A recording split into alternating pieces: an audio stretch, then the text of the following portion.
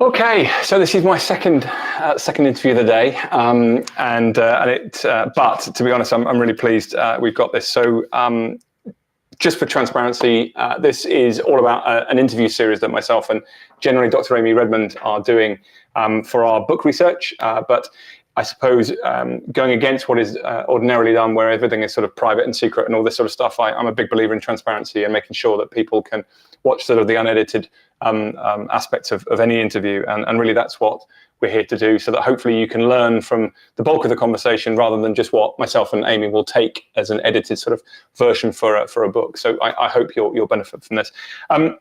Without further ado, one of the sort of the foundation sort of people within the prop tech sector is Faisal from Pilabs, and it gives me a great pleasure to interview you, Faisal, today. So please do just introduce yourself and a little bit about Pilabs, so those who perhaps don't know about you guys will know a little bit more. Sure. Delighted to be here, James. Thank you. So my name is Faisal. I'm the managing partner and founder of Pilabs. We were the first VC to focus on built world tech here in Europe, amongst the first globally. I set up the platform with a big vision in 2015 to really be at the forefront of investing in startups that are digitalizing and decarbonizing the built world, and to be the leading specialist within our domain. Since then, over the last 8 years, we've made over 80 investments across 15 different countries, across 3 funds, have delivered around 14 exits, and have built a global ecosystem of LPs, real estate companies, portfolio companies, founders, mentors, advisors, etc. So really excited to share some of my learnings here today. Cool, and let me just sort of explain why that is. When I'm looking at this as a piece of research for the book, a lot of what we're doing is looking around corporate innovation strategy, and there are many facets of that, of which the interview that I had earlier on was with Tanguy from JLL, who's obviously looking at it from a corporate innovation side of things and corporate investment fund. This is very much about another angle, which is obviously direct investment within the VC family, I suppose. So just give us a bit of a sort of a story behind the sort of the formation of Pilabs right at the very start. Bearing in mind, you just said you were literally one of the first globally to look at this as an area. What inspired you to set it up? What was the frameworks that you looked at to build it in the first place? I think that'd be a really interesting sort of narrative, bearing in mind you had no blueprint necessarily in the built world to look at it. So it'd be really interesting. I'm happy to share some of my backstory. Like, I started off my career in California. I studied computer science and economics at UCLA, and I kind of graduated at like the peak of the dot-com boom. The most exciting jobs at that time were, with you were either going into tech consulting, advising large Fortune 500 companies on their technology strategy, or you were joining an internet startup. So in the beginning of my career, I kind of took the slightly more conservative path and started in tech consulting.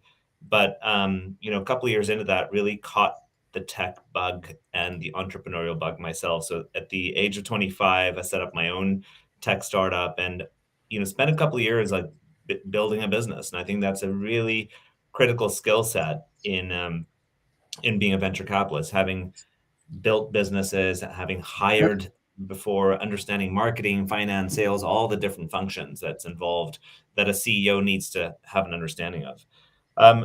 I ended up in the UK after a master's at Oxford, so kind of made the big move from California to the UK. And I think the timing was really just opportune. I after my master's at Oxford, I ended up in Mayfair around 2009, working at a very niche family office that really gave me free rein in terms of identifying a strategy.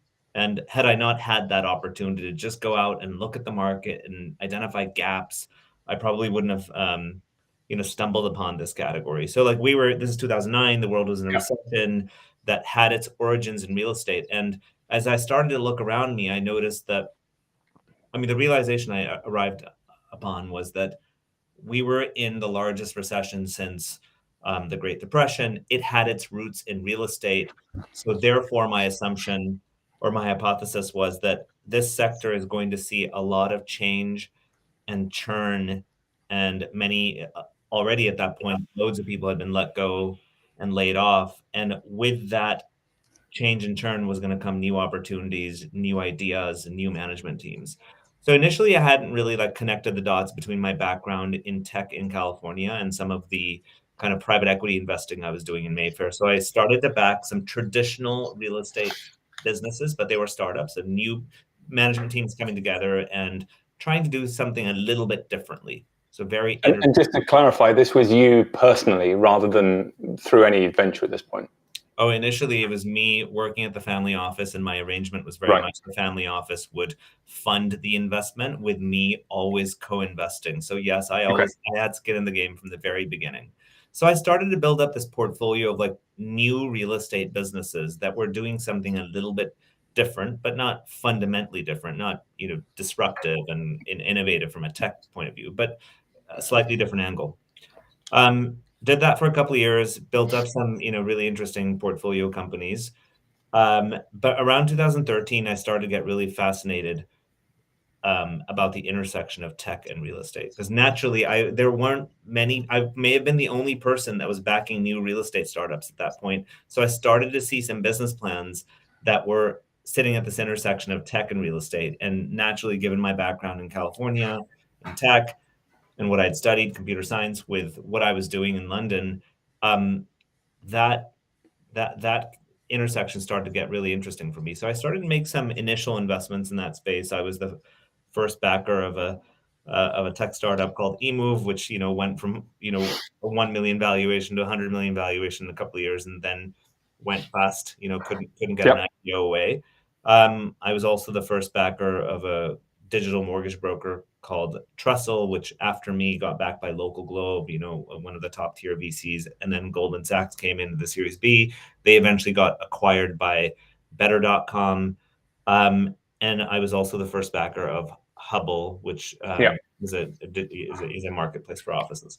So having done these three investments in rapid succession, I became the go-to guy for anything that was, prop tech, which was a term that didn't exist. And I started to use it perhaps for the first time and really set my stall out saying, if you're doing anything innovative within real estate and you're using technology, I'm very interested and would like to back you. At that point, I hadn't raised any money, so I was investing personal capital plus bringing like-minded people together in syndicates. I would just lead the deal and I would raise the money around the deal, kind of like a deal by deal approach.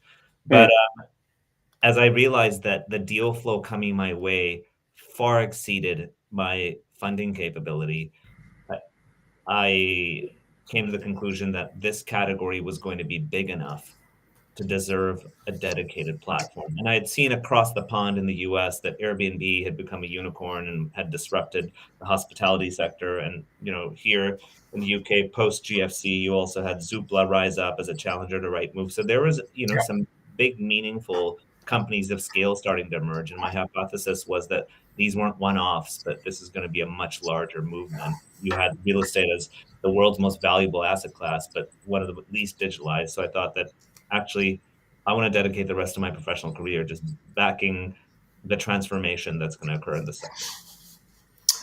Okay, and this was what, 2000? I mean, I'm assuming early 2010s at this point, right? This is 2015. 2013 to 2015 is when I'll give you the timeline. 2009 to 2013 is when I'm backing traditional real estate startups that don't have a tech element. So I start cutting my teeth in real estate and really understand the sector, and have backed a bunch of startups already, but they're more private equity type deals.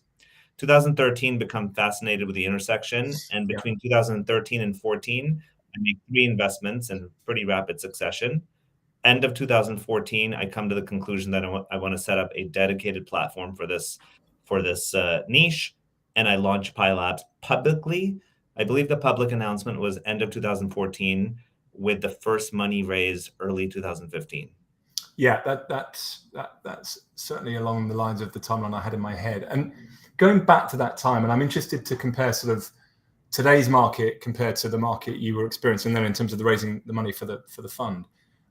What was it like? What were the friction that you had between sort of raising money from LPs then compared to where it is now? Because I know that you had some LPs, obviously, which were from traditional industry. What was the friction there between the intention and the action then compared to listen, now? back then in 2015, the industry was not interested in innovation or decarbonization. It was not a topic on their strategic agenda. It was not something that was discussed at board, and the CEOs of these companies were not interested. They were very much thinking about the traditional lines of, yield and cap rates and location, the traditional metrics of success in real estate.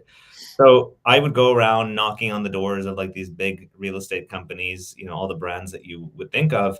And I would almost get shooed away because I was an outsider. I wasn't from the sector. I was an immigrant. I didn't speak like them. I didn't look like them. I was completely different. And they were like, who is this guy who's talking about digitalizing and decarbonizing the sector and that the future is going to be digital? Because I was telling them, listen, the last couple of decades in real estate have been about bricks and mortar, been about cap rates, have been about the traditional measures of success. But the next 10 years are going to be about, the digitalization of this sector and the decarbonization of this sector. But nobody really believed in that vision. And I just happened to have that vision early. So I was shooed away a lot. But, so for that first fund, I wasn't able to really raise from institutional LPs or corporate LPs. It was largely individuals like myself, so professionals in the real estate sector who believed in the vision when I pitched it to them. They're like, when they heard it, they're like, I get that. This industry is going to go through a transformation just like all the other major sectors have. And we believe this. So people put in small checks. And because I was an outsider, had come from overseas, I didn't have any capital connections either.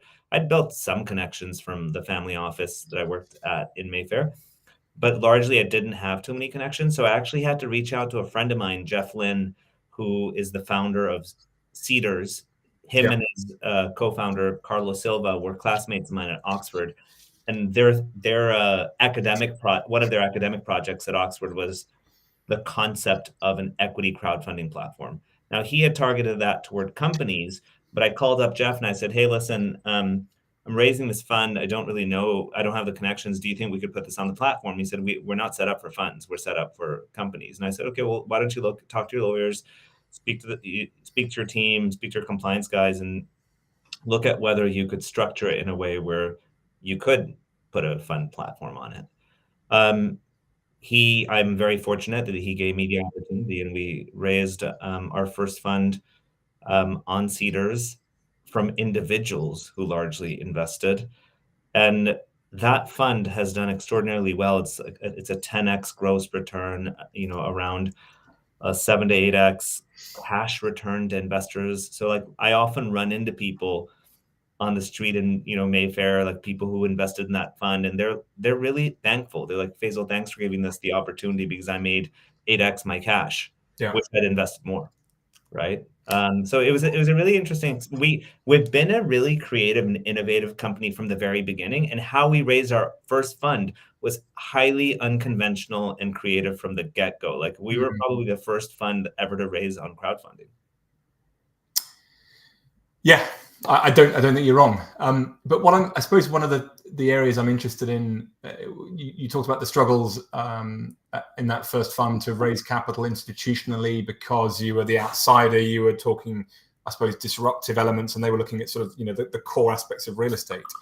I mean, I hear similar stories now.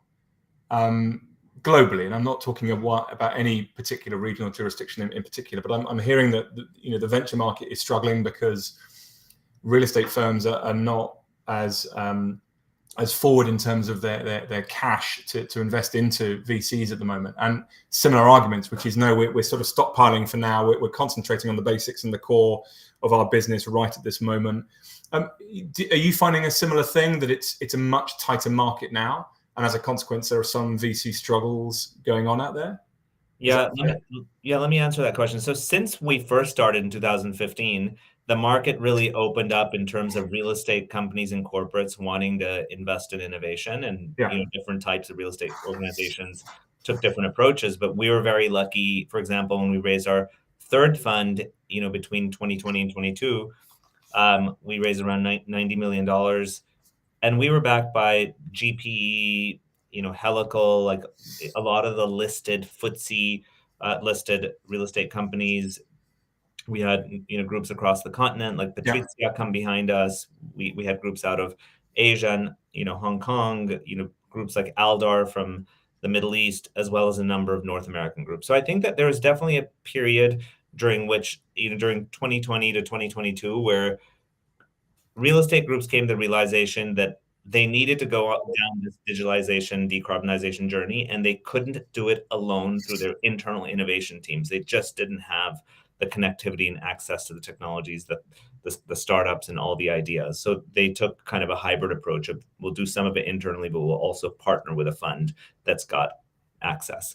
So we were very fortunate to be, the fund that, most of these groups partnered with in Europe. Since then, since obviously the capital markets have just generally been more constrained, I think, and because of inflation and interest rates, where they are, of course, capital markets have been tough for everyone, for all asset classes. If you're a real estate fund manager or a private equity fund manager or a VC fund manager, and you're raising, it's a tough environment for sure.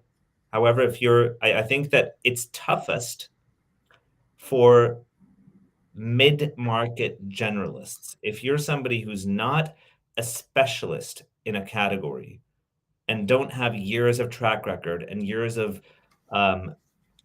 evidence that you can actually take investments, cradle to grave, and actually deliver exits, it's going to be very tough for you.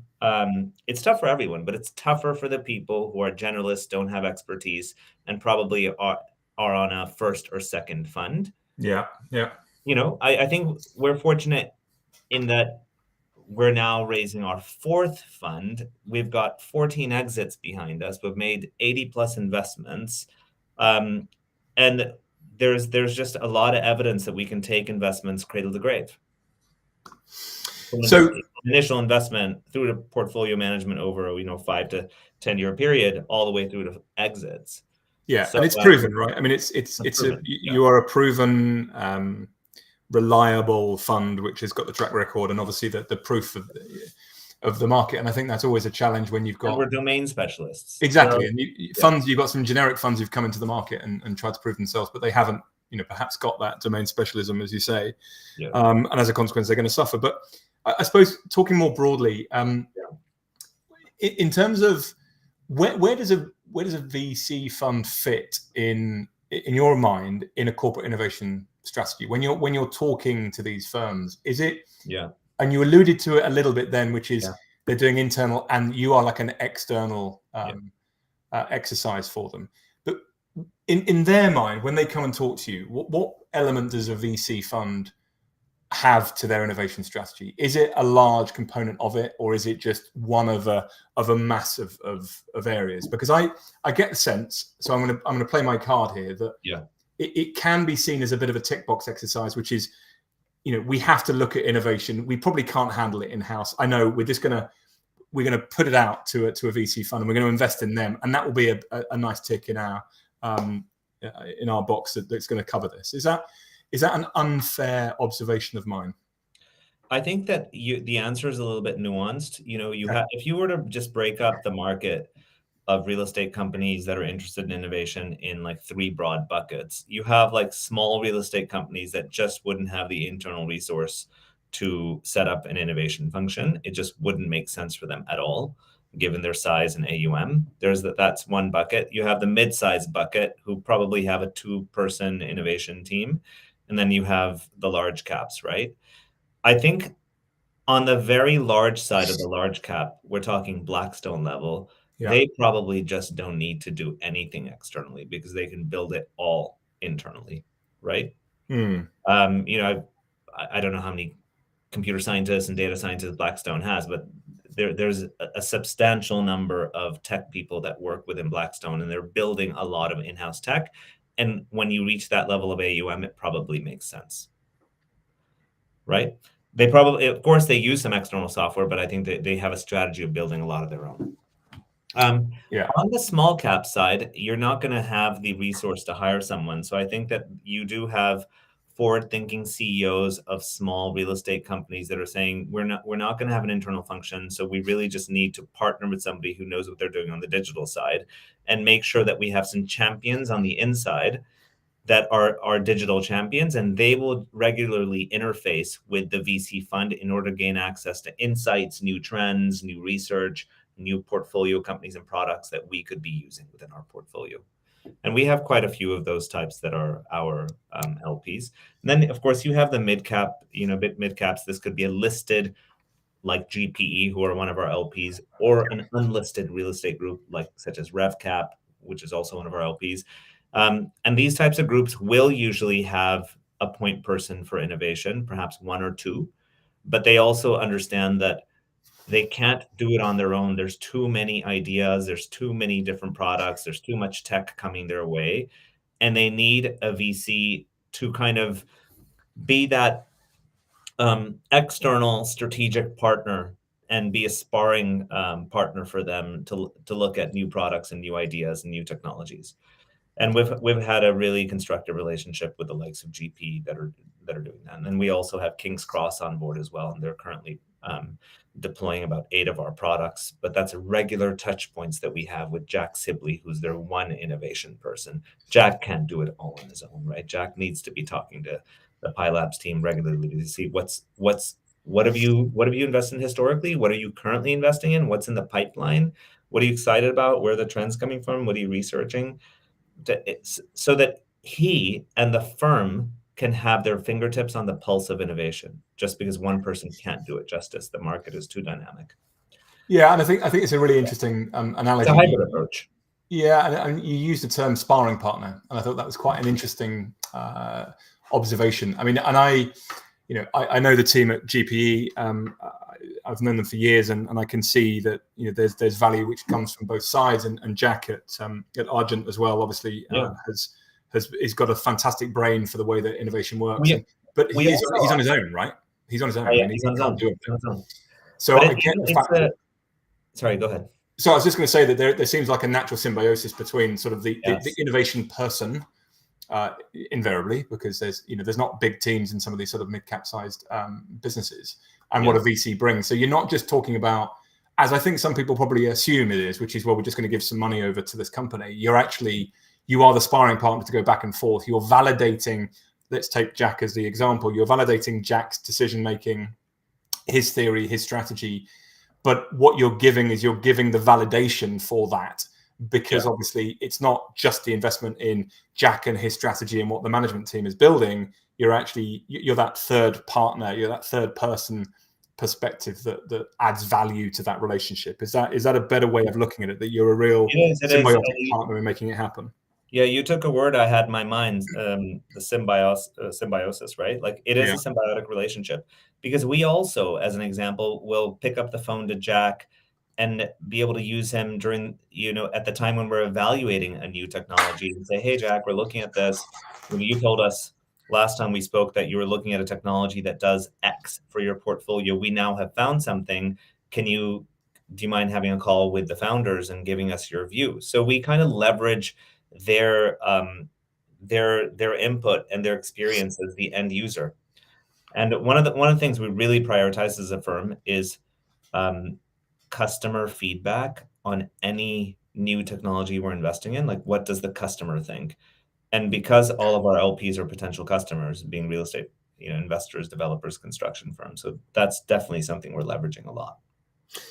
Okay, so let me go down that talk of the customer a little bit more, and I've got, I think, 4 questions just to go through, because for anybody who is watching this live or recorded, we haven't got an awful lot of time on this one. So I've got 4 more questions. I have an interesting sort of thesis drawing through in my head at the moment around customer needs and wants, and arguably you are serving the needs of your LPs, and the criticism, and again I'm putting a very deliberate bias on this to lead the question. The criticism I have of sometimes the more traditional industry is that they listen to their customer, which is actually, by the way, both a criticism but also a very positive sway, because they're actually listening, and we've heard about being customer centric for all times. But I suppose if we're always listening to our customer and what the customer wants, we're not listening to potentially new customers and what they want, and potentially asymmetric type businesses or asymmetric type competitors that are going to come into our industry. So I suppose my question from a Pilabs perspective is, how much of the investments you're making are very much about sort of incremental short-term improvements within business, and how much of it is looking at more sort of radical disruptive type innovations? And how do you marry that with your customers, your LPs, which you're having to deliver these sorts of mentalities and ethoses to? How do you marry all of that together? Yeah, no, that's a good question. And wasn't it Steve Jobs that said the customer doesn't know what it wants? You actually need to produce the next generation product, put it in their hands, right? So yeah, the way we look at it is like, so in terms of, we're a very thematic investor at any, and then we have this thematic map that we often present, both internally as well as to our stakeholders. And that thematic map is constantly evolving. Like, we don't want to remain fixed. Like, these are the 8 themes that we'll look at. I want us quarterly to be having a check-in strategically to say, are these the right 8 themes? Because we want to stay ahead of the curve. We don't want to be behind, right? Give me an example. Give me an example of a theme. So a theme could be, for example, it could be construction tech. So like technologies that are reshaping construction, making it more efficient. Okay. It could be future of work, for example. What technologies are enabling all the change that's happening in the office and sector, and how people are working? They used to all work in traditional long lease offices. They then moved into to flexible, and then it became all remote, and now it's hybrid. What are the technologies that are enabling this transformation? Gotcha. Of course, decarbonization is a theme, but it's such a broad theme, because even within decarbonization, you have, how do you tackle operational carbon? So like, all the carbon from operating building. How do you decarbonize from an embodied carbon perspective? So from looking at the materials, and then how do you actually look at scope 3 emissions, like the supply chain itself? So even within decarbonization, we have sub-themes. So we're constantly having an intellectual debate around the themes, and they come from 3 different directions. So one direction is, let's just take a look at our deal flow, because we track all our deal flow in internal CRM. What's coming in through the door? Because I have this belief that early stage business plans, if you look at them and you scan them at scale across around the 1,500 or 2,000 business plans that we receive each year, that really gives you a telescopic lens of the change that may come 2 years down the line. Because an early stage business plan today is going to be a seed stage business 2 years down the line, probably a Series A stage business 4 years down the line. And within 5-6 years, that will be a business that has scale in it. So looking at your pipeline gives you a telescopic lens of the trends that are emerging. So that's one way in which we take a look at themes. What's coming in? What's hot right now? What's on the minds of the entrepreneurs of today? Yeah. Right? So that's one route. The other route is speaking to our LPs and understanding the problem statements. Where are your inefficiencies? Where are your challenges? Where could tech make the biggest difference to you? Right? And we spent a lot of time like having those strategic discussions with our LPs to identify problem statements. And then the third route is through our research arm. So we have, as you know, we've had an in-house research team for some time. We've been publishing a lot of our own papers. And the mandate of the research team is to really do some blue sky thinking and help unpack sectors and categories that we may want to invest into. We may have made like one investment in that space, but we're curious and want to learn more. And so we dive deep through our research papers. So then what we do is, through these 3 different means, looking at the pipeline, which gives you the telescopic lens of the future, looking at the problem statements of the LPs, and looking at kind of blue sky thinking research that we want to be writing. We then triangulate between the 3, and that exercise we do quarterly determines our thematic map. Yeah, and by the way, I mean, that's a fantastic overview of exactly the way that you do it. And I'm going to pick out one element of that. And it's one of my biggest concerns that I see when I travel and MC and keynote speaker, all of these different conferences. The one sleeping time bomb for me within our sector is a scope 3 emissions problem that we're going to have. And I do not see the real estate industry understanding what the hell it is. I think there is a very clear mandate that from boards. It's not my responsibility when it clearly will be, and it's almost the biggest area of concern that I have within our sector at the moment, where geographically we're all going to be dealing with it differently, but we are all going to have some sense of responsibility. So I almost at every single opportunity I get, I shout from the rooftops about understand your scope 3 emissions and what you have to be analysing, recording, reporting, and making a difference to. Just, I suppose, on the same line, and I'm conscious we've probably not got enough time to go through all this. In fact, so I'm going to cut it down to just 2 very quick questions. One, I hope, is a very concise one, because I know you'll be looking at this based on your 3 themes. But I'm very interested in the aspect of not the short term, sort of 2 or 3 years hence. I'm interested very much in much longer term strategies, longer term thought leadership, I suppose, in the area around themes and technologies that are going to impact our sector. So from a VC perspective, where would you be putting your money for a sort of a 10 to 20 year horizon at this point now? What do you think are the main areas that the real estate industry should be looking at? Listen, I think that you'll have heard this before, but sustainability across the value chain is key. And I described the 3 different ways that we're looking at it, but it's much broader than that, right? There's the operational energy, there's the embodied carbon, there's the scope 3. And I think sustainability is a really complex problem, and climate change is a really complex problem. You have greenhouse gas emissions, you have biodiversity, you have resource scarcity, you have air quality and air pollution. All of these different facets of climate change are interlinked like a complex web, right? And the one affects the other. You dial up one, the other one gets dialed up. So when you have a problem like climate change with a lot of complexity, you actually need a technology with a lot of intelligence to tackle it. And the one technology today that's got an abundance of intelligence is AI. So what we're looking at is the intersection of AI and sustainability. How can AI be harnessed and harvested to help us with this massively complex climate change challenge we have ahead of us over the next 10 years? Cool. There are a lot of different themes we're looking at, but that intersection is very interesting right now. And for the first time, I think there is a perfect alignment between the Gartner hype cycle in terms of the hype that something is getting and actually the industry in terms of understanding that it needs to get something. It's the first time, I think, in well over a decade that I've been looking at all of this area, and there seems to be alignment between technology and industry. And there also seems to be an understanding and outcome as well, which is the outcome is we need to work on the ESG, SDVs, whatever it might be, area of that. So my last question very, very quickly, and this is just an interpretation from a fund perspective. There certainly seemed to be a strategy in the last year that I've seen where, we've got a lot of funds in the built environment. We all know that. You are obviously one of the pioneers in this area.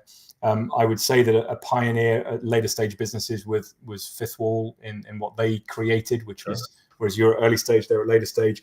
But what I've also now seen is their strategy of, and I don't know whether this is a lack of ability to deploy capital or whether it's just a fundamental shift in their investment thesis, which is, to become this sort of fund of funds mentality within the built environment where, is this a good thing for the sector, which is a Fifth Wall size fund is now investing in smaller, earlier stage funds to deploy the capital, but also get access to deal flow earlier. I'm just interested in your perspectives, because you'll know far more than I will in this area, as to, is this good for the venture sector within the built environment, or are there questions that we should be looking at and asking? Well, I think that this sector needs more liquidity events, IPOs, unicorns, and big success stories in order to bring more institutional capital into it. Because the reality is that strategic capital has a bit of a shelf life, right?